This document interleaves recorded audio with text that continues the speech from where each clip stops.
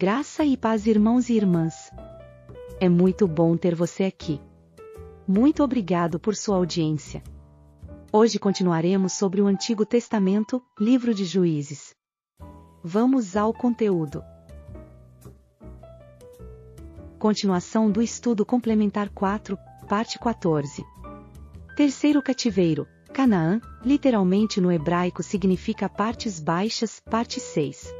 Para conhecer bem a Deus nós não precisamos apenas de uma vida sentimental, e nem de uma vida somente intelectual, mas nós precisamos de intelecto sensível e sentimentos inteligentes.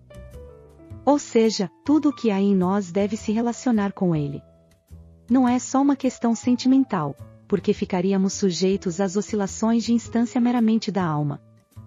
Mas precisamos nos entregar totalmente de coração a Ele, porque isto também inclui as nossas afeições e nossos sentimentos. Em terceiro lugar, união. Deus se apresenta a nós com paixão, com compromisso e com intimidade, com o propósito de que conheçamos o amor de Cristo, Efésios 3,19. O Senhor nos perfura e nos leva à contrição porque Ele quer recuperar as nossas afeições. Tiago 4,5 diz que é com ciúme que por nós anseia o Espírito que Ele fez habitar em nós. Conhecer o amor de Cristo é amá-lo com tudo o que somos. É algo muito maior do que o nível dos sentimentos ou mesmo muito maior do que a nossa compreensão intelectual do que é o seu amor. A única coisa que nos faz ouvi-lo é seu amor, ou melhor, sua paixão por nós, pela nossa alma, porque Ele se uniu plenamente a nós. Sem isto nós não ouviríamos e então nos perderíamos nos nossos delitos e pecados. É necessário que tenhamos os vértices deste triângulo para a expressão plena do relacionamento em amor. São eles, intimidade, compromisso e paixão. Não podemos edificar o amor somente com um destes pilares, ou não permanece, ou não se expressa em plenitude. Cristo não se achega a nós senão com um profundo compromisso.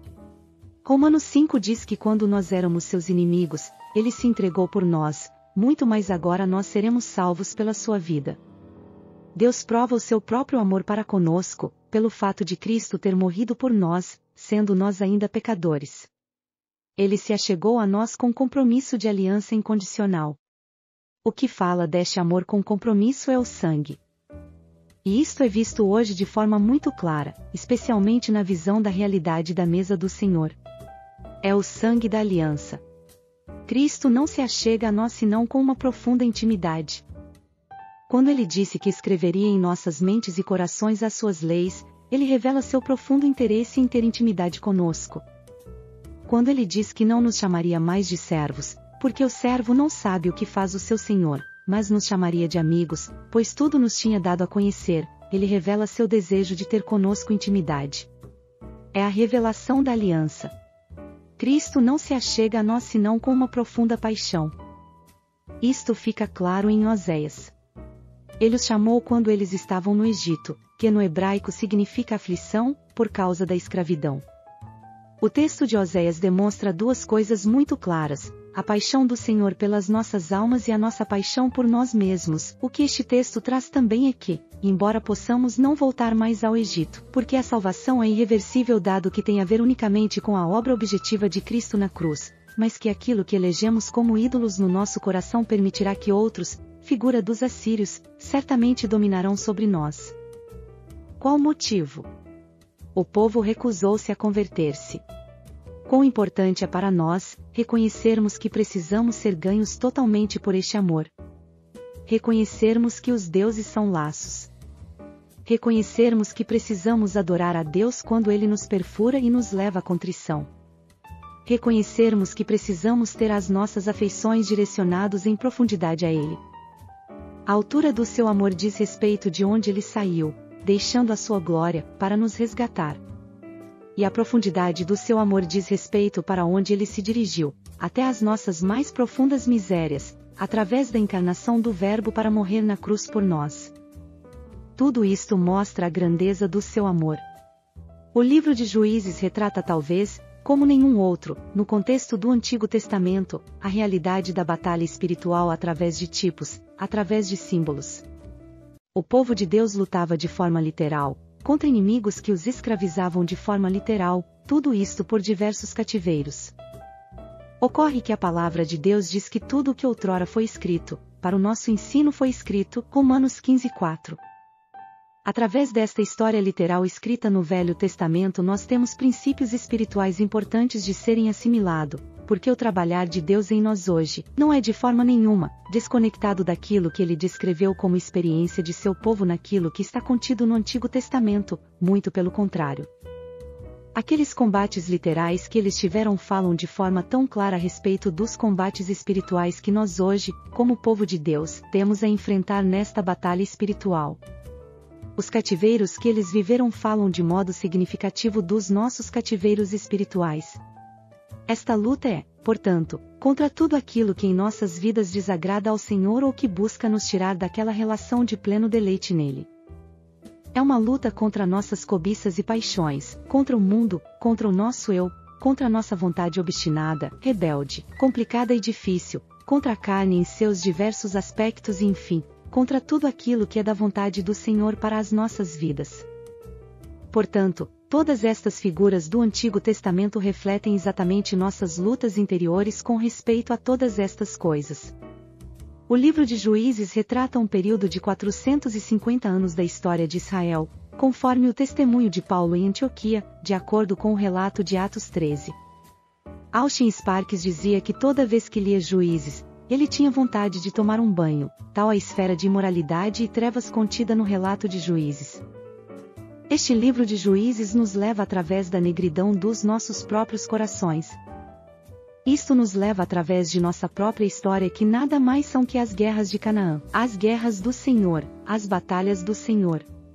A história relata que, basicamente, eles se encontraram em cativeiro por cerca de 5 vezes, 5 cativeiros. O primeiro cativeiro, com respeito ao rei da Mesopotâmia que tipifica o mundo na pessoa daquele rei Cusão-Risataim. A Mesopotâmia na Bíblia sempre significa o mundo. Aliás, foi de lá, de Ur da Mesopotâmia que Abraão foi chamado. E a história de Abraão é um modelo de nosso chamamento por Deus, sendo por isto que ele é chamado do pai da fé. Agora veja, ele nos chama, por quê? Porque, naturalmente falando, nós nunca teríamos condição de ir a ele. Foi assim que Estevão narra, o Deus da glória apareceu a Abraão, nosso pai, quando estava na Mesopotâmia. Ur, segundo a história hebraica, era uma cidade absolutamente ímpia e a própria família de Abraão era uma família idólatra, era uma família que manufaturava ídolos. Naquela região da Mesopotâmia eles adoravam 2000 tipos de ídolos diferentes. Havia ídolos de tudo quanto é cara e para tudo quanto é gosto para ser adorado.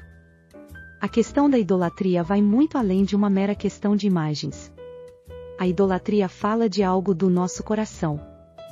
Os homens só forjavam ídolos externos porque a idolatria estava dentro do coração. Tudo pela falta do conhecimento do único Deus vivo e verdadeiro. Logo, a idolatria externa é reflexo, não causa de nada, embora também ofenda a Deus, é claro. A causa é o próprio coração, e a ignorância acerca do Deus vivo. Desde quando Deus mesmo se revela a Abraão, conforme o relato de Estevão, ó Deus da glória, então Abraão passa a andar com Deus no movimento que se dá através de altar e tenda. Tudo aquilo que nós depositamos confiança que não o próprio Deus é ídolo. Tudo aquilo que nós desejamos, que gastamos tempo, que devotamos o nosso coração, que é para nós alvo, que nos faz despender energia e que não se relaciona com o próprio Senhor e, ou não foi por Ele mesmo designado para nós, nada mais é que um ídolo em nossa vida. Assim o é até mesmo as coisas legítimas como trabalho, dinheiro, posses, família, dentre outras. Se estas coisas não forem vistas sob o ponto de vista de Deus, todas elas são ídolos potenciais. Portanto, se nós não tivermos uma clara visão do Deus da glória, nós não podemos nem nos relacionar com as coisas legítimas de forma adequada. Nós seremos adoradores de coisas. Obrigado por assistir até aqui. E não perca a continuação do estudo complementar 4, no próximo vídeo. Graça e paz, irmãos e irmãs.